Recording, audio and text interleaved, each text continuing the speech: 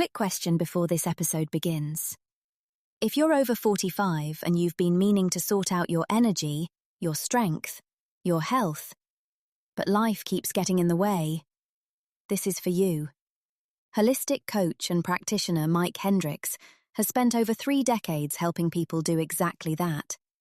And he's built it all into one program, the Core Build Accelerator System. It's a guided, group coaching program built specifically for men and women over 45 to help you reclaim and upgrade your health without slogging away in the gym and without another restrictive diet you can't stick to.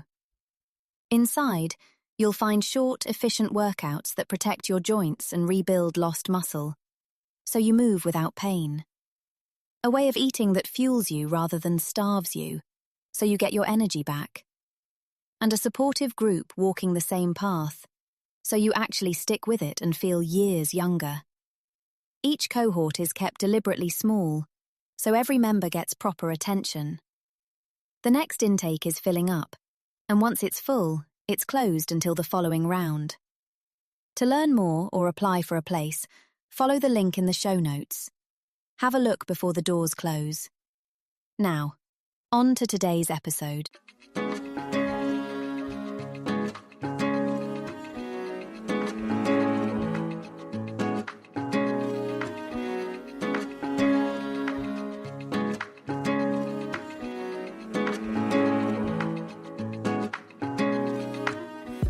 You're listening to the Real Longevity Podcast, your #1 podcast resource for living a longer life.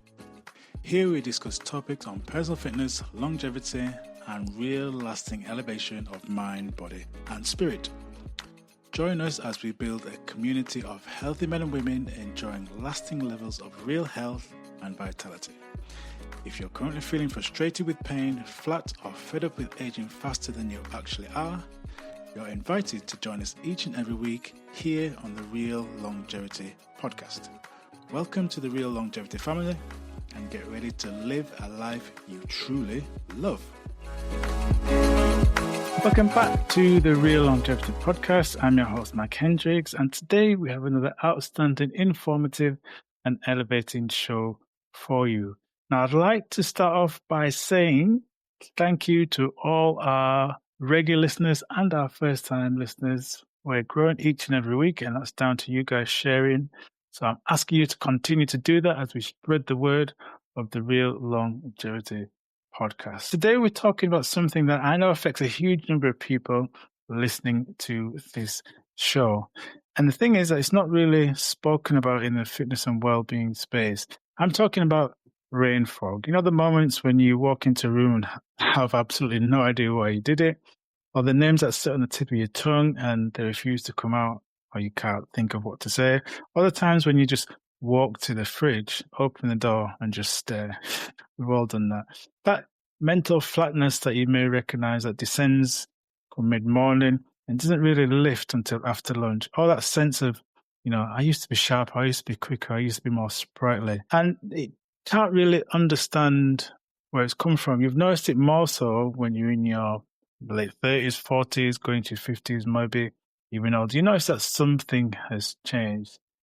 Now, if you've been quietly worried about this, if you've been putting it down to stress or getting older or just being tired, I'm going to listen carefully, because what I'm about to say is be very impactful for you moving forward. Those cognitive changes that you're experiencing are largely not inevitable. They are not the early signs of something irreversible either.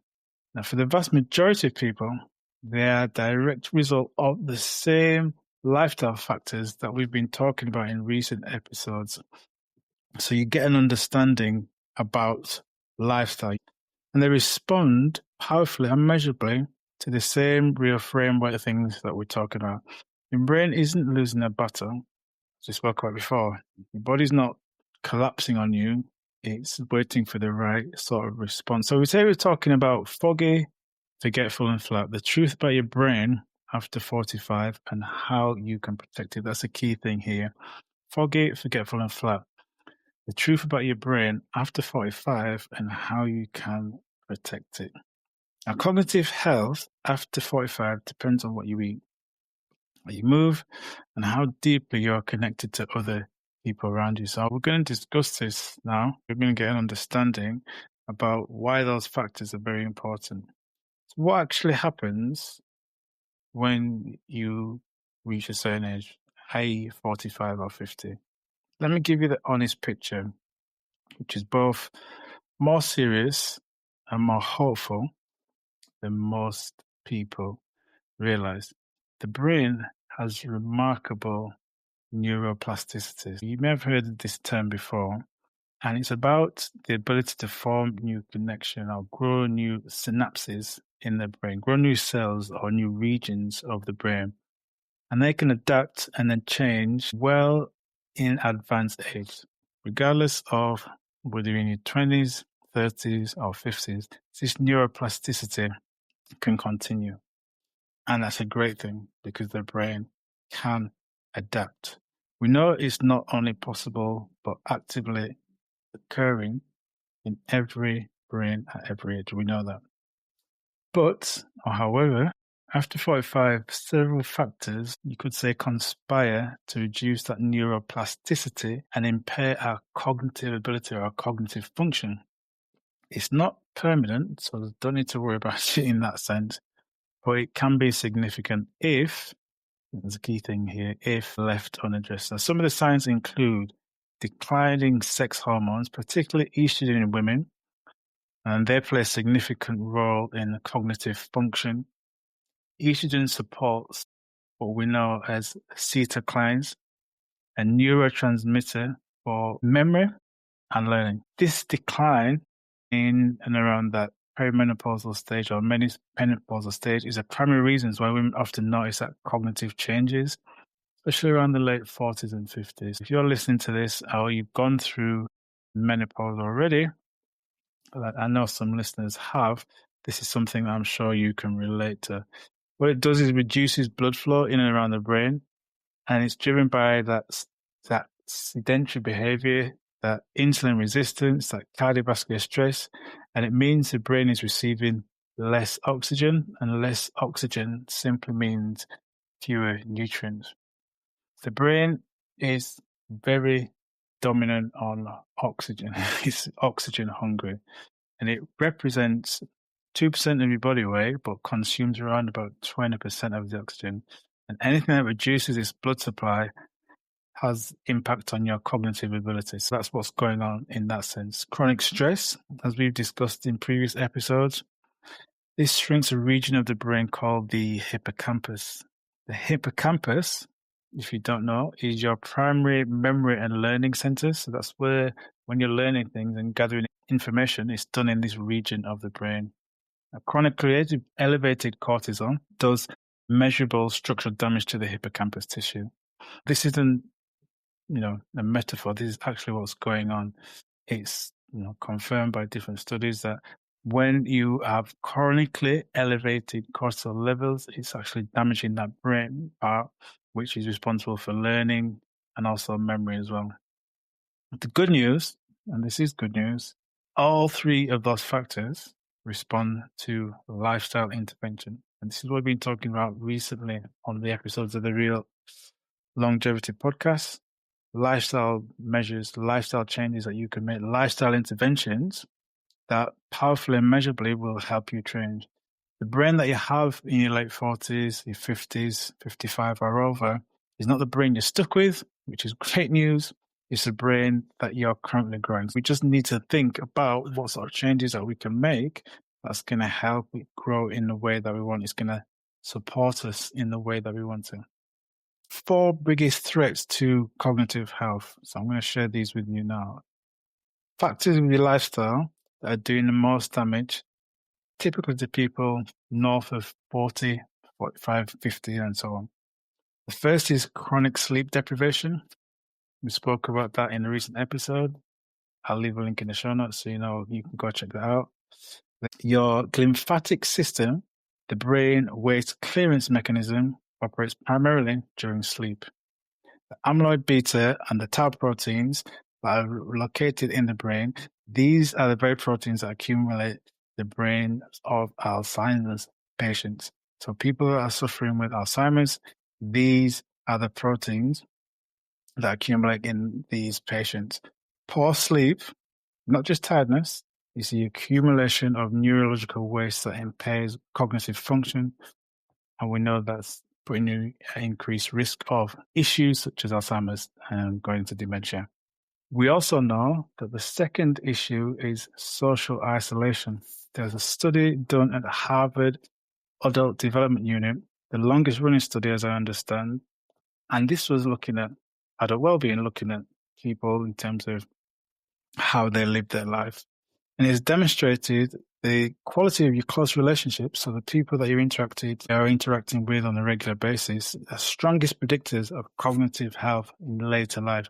And I must say I've seen this before where when I'm working with cohorts on things like the joint pain program or the cardiac rehabilitation program, people who are more sprightly, regardless of their current health challenges like joint issues or recent cardiovascular events, even though they may have been unfortunate enough to be having these issues, if they are very well socially connected, they've got strong family support, they always seem to do better than the people who maybe less so, unfortunately may have lost a partner or live away from their children or offspring.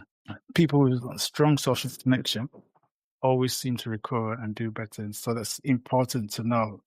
How isolated are we? How socially interactive are we? Because that plays a key role. And the third is sedentary behavior. Now, we know this already. Physical movement, particularly aerobic exercise, is the most important stimulator of BDNF. Now, you may not have heard this term before, but it's brain-derived neurotrophic factor. And the scientists have called this a miracle grow for part of the brain. So we know what miracle grow is. We put it on our plants and we're in a good position. Every walk you take helps. So if you're going out doing aerobic exercise, this can definitely help. And the fourth is metabolic dysfunction, specifically insulin resistance. We covered this in the last episode. I'll leave a link in the show notes. The brain is primarily fueled by glucose. And insulin resistance metabolic environment, the brain's glucose uptake becomes impaired, it becomes compromised. The brain literally becomes energy deficient. And then we spoke about Alzheimer's before, that in certain research projects, they've shown that Alzheimer's is what we now being called commonly as type 3 diabetes, and reflecting the profound metabolic component of cognitive decline. So the brain's not getting what it needs, and that has a direct impact on the brain's ability to function. We need to make sure that we're doing everything that we can to minimize those risks. What are those things that we can do that's going to help to minimize the risk? Number one, feed your brain. 3 specific foods that you can look to introduce if you're not this week. Now, your brain is, and some people will say, 60% fat. And the type of fat that you eat directly influences how well it functions. Now, just one note here, when I say 60% fat, they're referring to is dry weight. In reality, most of the brain is actually water by volume, but lipids are dominant in its structural makeup. So just bear that in mind for anyone that wants to say it's not 60% fat. I'm talking about its dry weight. So we're talking about omega-3s, aren't we? Found in oily fish, primary structure in the fat of the brain is those cell membranes. Without adequate oily fish, the membranes become rigid, signaling that it slows that cognitive function down and deteriorates over a period of time. Same for oily fish in your diet 3 times a week. So we know where to get those sources from. We're talking about sardines, herring, mackerel, that kind of thing. Extra virgin oil contains good compounds as well. So again, good quality, cold pressed, extra virgin oil. And then there are certain compounds that are shown in research that can help clear the amyloid plaque. So that buildup of things that we don't want in and around our brain that causes inflammation or neuroinflammation. Use it generously, so don't go over the top. But again, this is a great way to get good quality oils in your diet. And things such as blueberries you may want to consider. They are very much in and being rubber stamped as a healthy option. But we know from research that blueberries help with cognitive function as well. Those pigments that are found in the blueberries, those anthocyanins, they're the things that are responsible for giving the blueberries its color, cross the blood-brain barrier directly and reduce that neuroinflammation, improve memory consolidation, and enhance learning capacity. And a handful every day, frozen, is equally effective and far cheaper if you can't get them fresh. Number 2, we know we need to move specifically for our brain function to be developed in the right way. And one of the things that we can do specifically, aerobic exercise. Now, you've heard me and you'll always hear me bang the drum of resistance training, which we've discussed before. That's essential for muscle health. We know that it's essential for metabolic health. If we want to improve our hormonal health, we need to be lifting weights. Resistance training is key.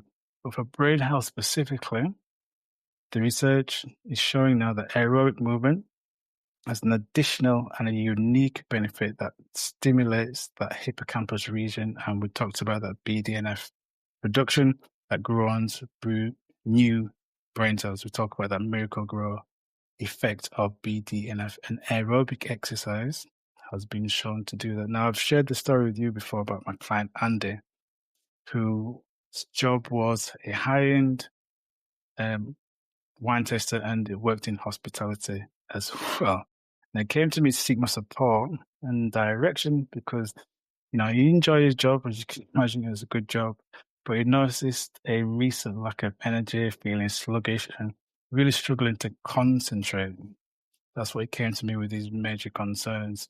And I'm sure you can imagine in his line of work that it required an above average intake of alcohol. He was entertaining, looking after people. That's the line of someone who's in hospitality. But over time, this was taking its toll, especially that he had no structured exercise in his working week. And now at the age of 51, with a young daughter, he was getting pulled from both ends, not only at home, but also at work. So this was taking its toll. Now the fix was simple. It was a periodized exercise plan, which included both aerobic exercise and also strength training 3 times a week, 90 to 100 minutes a week. That's not a session, that's a week in total. And the difference was seen within a couple of weeks. He was getting out, doing his 15, 20-minute walks, and it's something I'm encouraging you to do the same. It doesn't require intense exercise. It requires consistent and moderate aerobic exercise, movement in the body consistently. The kind that just raises your heart rate, makes you breathe a little harder, but you've got that ability to still maintain a conversation, maybe a mild sweat. And as I said, doing this 3 times, 4 times a week, 20, 30 minutes at a time, nothing wrong with that. So you could be doing things like going out for a cycle ride, could be swimming, could be dancing. You decide what you can introduce in terms of that cardiovascular exercise. It doesn't have to be anything overly intense. And it's been shown to have a particularly strong cognitive benefit, whilst simultaneously it's obviously good for your heart health and cardiovascular system. And it's great to get out, interact with people as well. Aerobic exercise, effective minimum dose. What can you do on a weekly basis? What we're talking about here, and reminding you, is if you're feeling foggy, forgetful, and flat, what can you do about it? Talking about the truth about your brain after 45 and how you can protect it. And just finally, then, step number 3 to protect your brain, you're going to do it by protecting your cognitive environment. So 2 changes that you can do, maybe you could do those start in this evening or tonight. 2 environmental changes that will make an immediate difference to your daily cognitive clarity. The first is sleep protection. We spoke about sleep protection before, so I'll keep this super brief. But through the specific lens of your brain health, that's what we're talking about today and how you can protect it. I want you to know this as a fact. Every night of disrupted or inadequate sleep that you get is the direct impact on your brain's ability to operate that clearance system, and it's not functioning properly. So it's not just that you're waking up tired the next day, your cognitive ability has been compromised when you're getting disrupted or fragmented sleep. You're not getting that deep sleep. So protect your sleep as your primary factor as best you can. I know some of us listening to this have disrupted sleep, but if you moving forward can do what you can to make sure you get good night's sleep most nights of the week, you're going to set yourself up for success. The second is intentional cognitive engagement. Your brain's neuroplasticity is maintained and strengthened through challenge, doing things differently, things like something novel or when you're learning something. One of the reasons why I love to share these podcasts with you, because it's an opportunity for me to go away, do some research, find things out, and bring that information and share it with you from my own personal experience and people that are working. Watching the same television programs, struggling through the same social media feeds, doing the same habitual tasks. These do not challenge you. These do not challenge your brain. They're just making it dumber and dumbing it down. What are you going to do this week? Begin one new form of cognitive engagement. Learn something unfamiliar. Have a difficult or different kind of conversation. Try a different language. Try a musical instrument or a new skill. Do a puzzle crossword. Something that's going to challenge your brain in a way that it hasn't been challenged before or in a long time. I was speaking with my client Pam this week, and she was telling me how she started brushing her teeth with a non-dominant hand. You could maybe try to do something similar. It doesn't have to be complicated. It's just something that's different than what you normally do. Have a genuinely challenging conversation. Speak about something that you don't fully understand and ask people to explain to you. It's opening up new sections of the brain, helping you to learn, which is key to that cognitive ability to maintain good cognitive function. Pick one thing, do it daily. So it could be a new book, could be an in-depth book, could be brushing your teeth with the wrong hand. Try something, do it daily. Okay, my friends, we're going to summarize. So today we've looked honestly at what's happening to your cognitive health after you reach the age of 45, and why that fog that you may be struggling with, that forgetfulness, that feeling flat that you may have been experiencing is largely down to the lifestyle and driven by factors that are very much amenable. You can change these things. We have identified the 4 biggest threats. So we know poor sleep, social isolation, sedentary behavior, and metabolic dysfunction, and given you 3 steps to feed your brain with omega-3s, olive oil, and blueberries.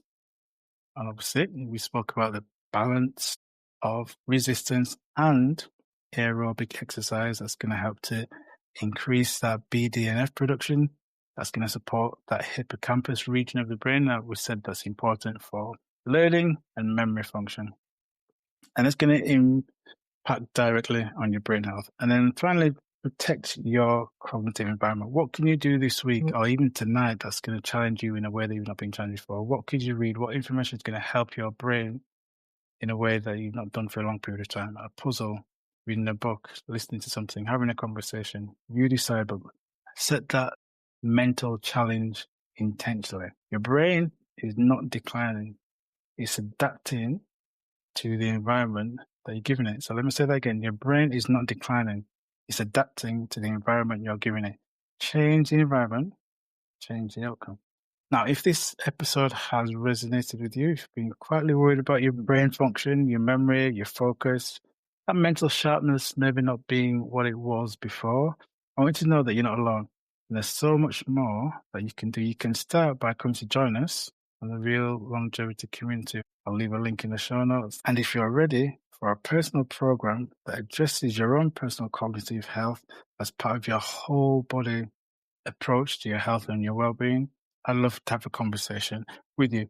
I'll leave a link in the show notes where you can apply to work with me directly, or you can consider joining our Core Build Accelerator system. Again, I will leave a link in the show notes where you can find out more about that, and I'm sure you will find it beneficial. I trust you found today's episode insightful and uplifting. And remember, be well, be wise, be cool, be calm, and keep it real. Blessings and chi. Peace out.